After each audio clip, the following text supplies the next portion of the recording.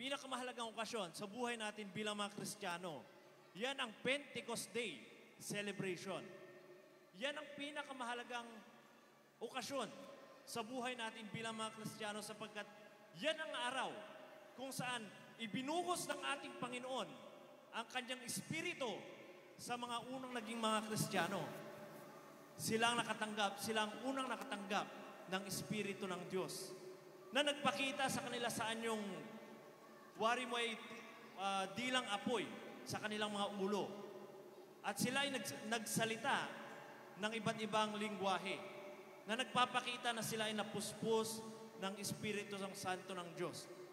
Kaya tayo din, naniniwala tayo na sa araw na ito at sa araw ng bukas, araw ng linggo, 50th day mula nang nabuhay ang ating Panginoon. Yan yung Pentecost Day celebration natin. Tayo din ay mapupuspos ng Espiritu ng Santo ng Diyos. Naniniwala tayo niyan. At dahil nga dyan, nagpapakita tayo ng maraming sakripisyo, maraming paghahanda na ginagawa natin. Di po ba? Hindi lamang yung presentation natin ang pinaghahandaan natin. Maging yung location kung saan natin gaganapin yung Pentecost Day para maging maginhawa. Maging yung stage. Maging yung mga sakripisyo ninyo. Gaya nga ng sinabi kanina ni Brother Roderick sa kanyang testimony. Na sinabi niya, may sakripisyo din ako. So merong sakripisyo tayong ginagawa dahil alam natin na ang araw ng Pentecost Day ay mahalaga sa mga Kristiyano. Tignan nyo, yung mga kapatiran natin nasa malayong lugar, sa Kabikulan, sa Laguna, kung sa Bicol, nakita ninyo, naghahanda sila makarating lang dito, napakalayo ng kanilang pinanggalingan. Binibigyan nilang halaga ang Pentecost Day celebration. Nang tema natin, on the rock. On the right rock. Are we on the right rock? Pag ang Panginoon ang ating Diyos na ating sinasampalatayanan, we are on the right rock. Ibig kong basahin sa inyo ito sa Tagalog, mga magulang ko at mga kapatid. Ulitin ko po yung Matthew chapter 7, verses 24 to 25. Ganito po ang nakasulat sa Biblia. Kaya't ang bawat dumirinig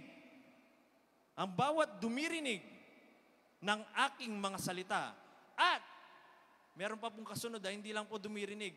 Ang bawat dumirinig ng aking salita at ginaganap ay matutulad sa isang taong matalino na itinayo ang kanyang bahay sa ibabaw ng bato. At lumagpak ang ulan at bumaha at humihip ang hangin at hinampas ang bahay na iyon at hindi nabagsak sapagkat natatayo sa ibabaw ng bato. So nakita ninyo mga magulang ko at mga kapatid, sabi dito, ang dumirinig sa aking salita at ginaganap ito, siya yung taong matalino na animo, sabi niya po, animo'y nagtayo ng isang bahay sa ibabaw ng isang bato.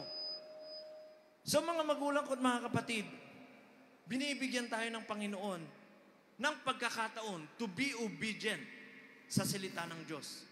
Dapat hindi lang tayo tagapakinig, kundi tagatupad din tayo ng mga utos ng ating Panginoon. We should be obedient to the words of God. Ngayon mga magulang at mga kapatid sa Panginoon, tayong lahat ay binigyan ng choice ng ating Panginoon kung tayo ba ay magiging obedient o disobedient sa Word of God. Kung tayo ba ay susunod o hindi. May choice tayo eh. Choice natin yon. Di po ba? Ano ang pipiliin natin? Buhay o kamatayan? Sabi nga po, babasahin ko rin po itong nakasulat sa aklat ng Deuteronomy, chapter 30, verse 19. Ganito po ang nakasulat. Aking tinawag ang langit at ang lupa na pinakasaksi laban sa inyo sa araw na ito, na aking ilagay sa harap mo ang buhay at kamatayan. Nilagay ng Diyos ang buhay at kamatayan sa harapan natin. Ang pagpapala at ang sumpa. Pati yung pagpapala at sumpa nilagay ng Diyos sa ating harapan para ating piliin kung anong pipiliin natin. Kaya't piliin mo ang buhay upang ikaw ay mabuhay, ikaw at ang iyong binhi. Nakita ninyo mga magulang ko at mga kapatid, God gave us free will to choose life. It referring to the eternal life or death, referring sa eternal death. Binigyan tayo ng choice ng Panginoon, hindi tayo ginawang robot. Kung anong susundin natin. Susundin natin ang Diyos o hindi natin susundin ang Diyos. Pagpapala ng Diyos o yung sumpa. Buhay o kamatayan. God gave us free will to choose. Tayo ang pipili niyan mga magulang ko at mga kapatid. Pero, gaya ng sinabi ng ating Panginoon, piliin mo ang buhay upang ikaw ay mabuhay at ang iyong mga binhi na nangangahulugan maging yung mga anak mo, mabubuhay. Magkakaroon ng eternal life dahil susunod din sila sa'yo. Di po ba? God gave us free will to choose to be obedient or disobedient to God. Pero dapat piliin pa rin natin maging obedient sa Diyos. Maging obedient. Dahil ang pagiging obedient natin, to obey God, ito yung path natin, daan natin sa kaligtasan, path natin, landasin natin sa kaligtasan. Ito yung nagbibigay ng guideline sa atin kung ano yung dapat natin gawin at hindi natin dapat gawin. Kung tayo ay marunong sumunod sa Diyos, magkakaroon tayo ng buhay na walang hanggan. Pero pag hindi tayo sumusunod sa ating Panginoon, nakikinig lang tayo pero hindi natin sinusunod. Kailangan kang mabautismuhan sa pangalan ng Panginoong Hesus, pero hindi ka nakinig. Ayaw mong magpabautismo. Wala kang magagawa. Wala tayong magagawa, hindi ka maliligtas. So dapat hindi ka lang tagapakinig, bagkus maging tagaganap din ng salita ng Diyos. When we obey God, we acknowledge God's sovereignty over our lives. Pag ina-acknowledge natin ang ating, or pag sinusunod natin ang ating Panginoon, ina-acknowledge natin yung sovereignty ng Diyos sa buhay natin. Ang Diyos, ang siyang may kapangyarihan sa buhay natin. Bagaman meron tayong free will, ang Diyos pa rin, ang siyang may sovereign power sa buhay natin. Tandaan po natin yan. Kaya kapag sumusunod tayo sa mga utos ng ating Panginoon, ina-acknowledge natin na ang Diyos ang siyang may lalang sa atin, na ang Diyos ang hari natin, na ang Diyos ang Panginoon natin. Kinikilala natin siya. We acknowledge God's sovereignty. Katulad yan sa isang magulang. Kapag sinunod mo ang iyong magulang, kapag sinunod mo, para din sa kabutihan mo yan.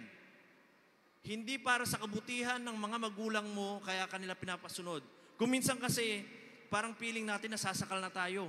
Bawal ito, bawal yan, huwag kang pupunta dito, huwag kang pupunta dyan. Pero hindi mo naiintindihan na lahat ng ipinagbabawal ng magulang mo ay para sa sarili mong kapakanan, hindi sa kanilang kapakanan. Pinag-aaral ka ng magulang mo hindi sa kanilang sariling kapakanan, para sa sarili mong kapakanan.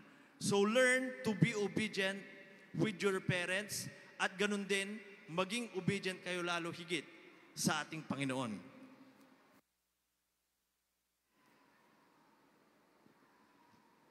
Obedience to God is a test designed to see if we are really committed to God. Actually, yung obedience, yung pagsunod natin, diyan natin makikita kung talagang tayo ay committed sa Diyos.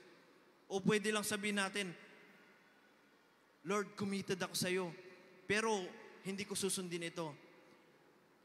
Pag sinabing committed ka sa Diyos, it is a full commitment. Sabi sa 1 Kings, chapter 8, verse 61, and may your hearts be fully committed to the Lord, our God, to live by His decrees and obey His commands as at this time. So ang sinasabi ng ating Panginoon, may your hearts be fully committed to the Lord. Pag sinabing fully committed, is it 10%? Is it 20%? Is it 50%? No. Pag sinabi mong fully committed, it is 100%. You need to be obedient to God. Hindi yung pipili ka ng mga bagay na susundin mo. You need to be fully committed as well as to be fully obedient to God. And number 4 or number 5, obedience is the way we express our love to God. Kapag obedient ka sa Diyos, pinapakita mo lang na mahal mo ang Diyos. Dahil sabi dito sa aklat ng John chapter 14 verse 15, if you love me, you will keep my commandments. Kapag mahal mo ako, tutuparin mo o iingatan mo ang aking mga kautusan.